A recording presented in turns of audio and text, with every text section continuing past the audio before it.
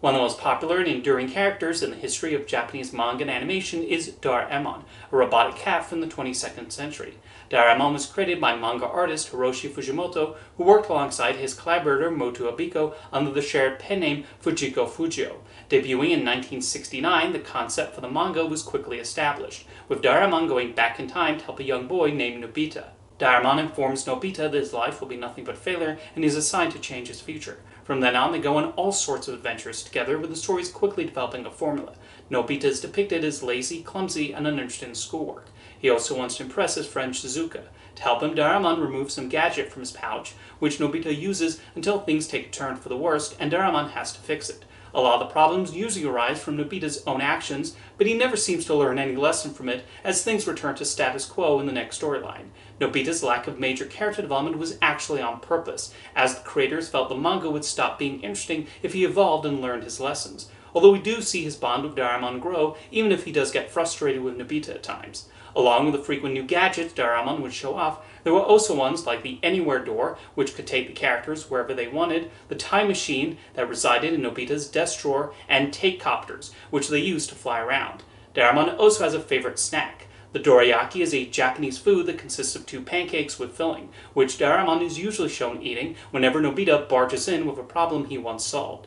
Now you might be wondering why Doraemon is a blue cat with no ears. When he was created in the 22nd century, he actually did look like an ordinary yellow cat. He was then assigned to help take care of a young boy whose robot mouse misinterprets a command and bites off Doraemon's ears, which forever gave him a fear of mice. After losing his ears, he begins crying after accidentally drinking the wrong potion, which causes his yellow paint to come off, giving him the appearance he would always be known for. Doraemon also has a sister named Doraemi who helps him on occasion. Back in the present day, a lot of the stories involving Nobita usually have him hanging about with the rest of the neighborhood children. It's very much in the tradition of Western comics like Peanuts, Little Lulu, and Dennis the Menace, which involve children getting into all sorts of unsupervised hijinks together. I find there's a certain charm in these sorts of comics, and why I think I probably would have also enjoyed Doraemon had I become familiar with the series as a child.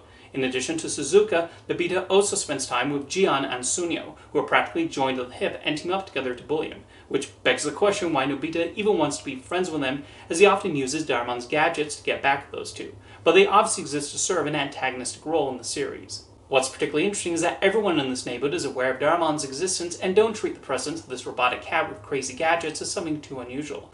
Nobita's parents also accept him as part of the family and recognize him as a vital role in helping him grow up and actually do his homework. A common element of the series comes from Nobita's mother often getting angry at him for not studying, with Doraemon trying his best to make sure he sits at his desk and actually does his work. The original manga ran in different volumes and magazines from 1969 until 1994, with Hiroshi Fujimoto passing away in 1996. There was also a manga series known as Doraemon's Long Tales, which told longer, more epic stories and served as the primary basis for the feature films. Even after Fujimoto's passing, these would continue under other writers. The first time Doraemon was brought to the screen was an animated television series that aired in 1973. Even though it had a short run and the animation studio that made it even went under, the reruns still played for a while on Japanese television. However, apparently due to rights issues and other problems, including the original creators not thinking highly of it, very little of the show has become publicly available since it went off the air in the late 70s. In 1979, a new Doraemon animated series would premiere, and this one especially took off. Much like the manga, the episodes often revolved around Nobita using Doraemon's gadgets for his own purposes and the messes he would get himself into. The animators maintained the wacky sensibility of the source material, and it became a big success with Japanese children who would tune in to watch the characters' madcap adventures.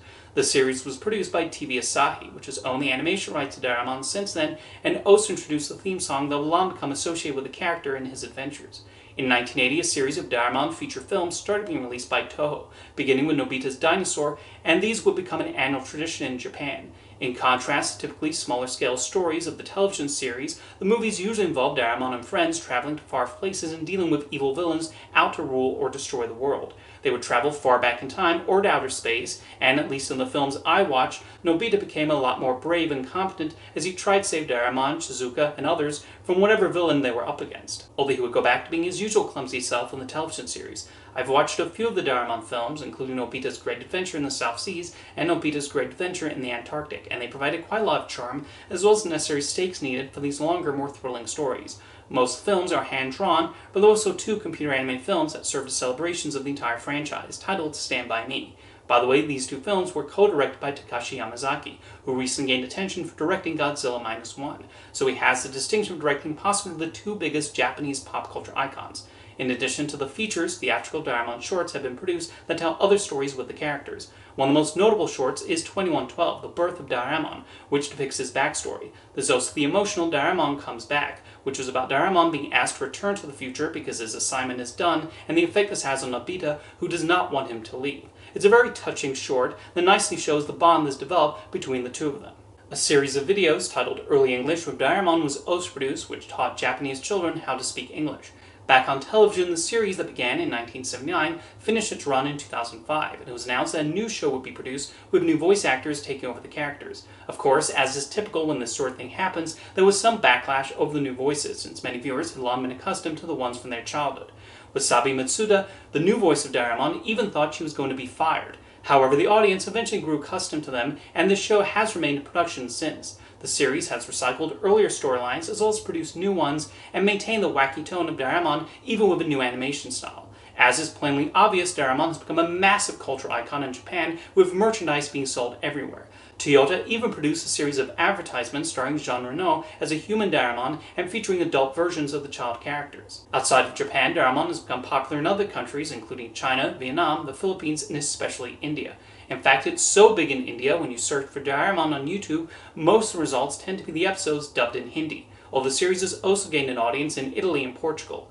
For whatever reason though, Doraemon has never managed to take off in English-speaking territories, but only a few attempts to dub the series. In the 80s, CNR picked up the rights to produce an English dub of Doraemon. However, they changed Doraemon and Nobita's names to Albert and Sydney, with the series being retitled to The Adventures of Albert and Sydney. Ted Turner had originally planned to air it on TBS in the United States, but that never happened, and the dub only aired in Barbados. Surprisingly, very little of this dub has surfaced since then.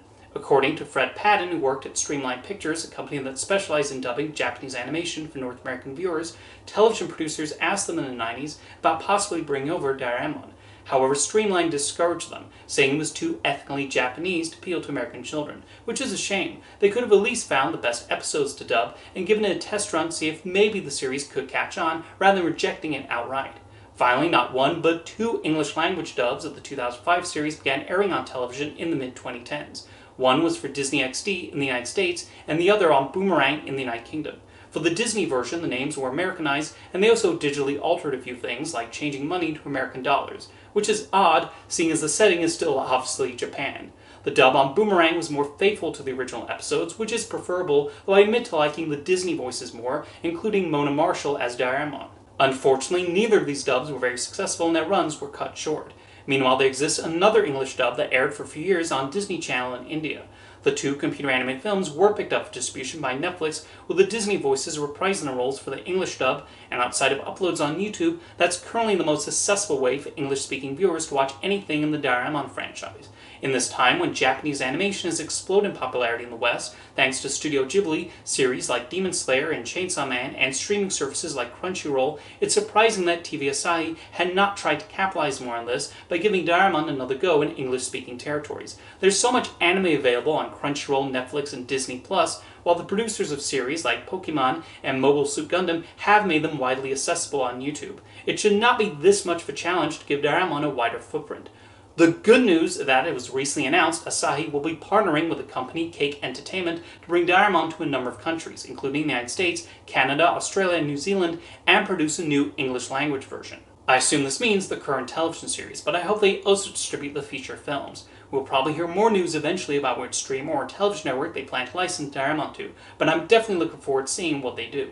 If you're a newcomer to Doraemon and want to know the best place to start, I would probably recommend Episode 1 of the 2005 series, which is an adaptation of the first manga storyline and the Birth of Doraemon short. Although the nice thing about the series is because of the purposeful lack of major character development, you can jump to any point and immediately understand the premise and the personalities of the characters. Having recently gone into Doraemon myself, I now completely understand why that robot cat from the future has become so beloved in Japan and other Asian countries.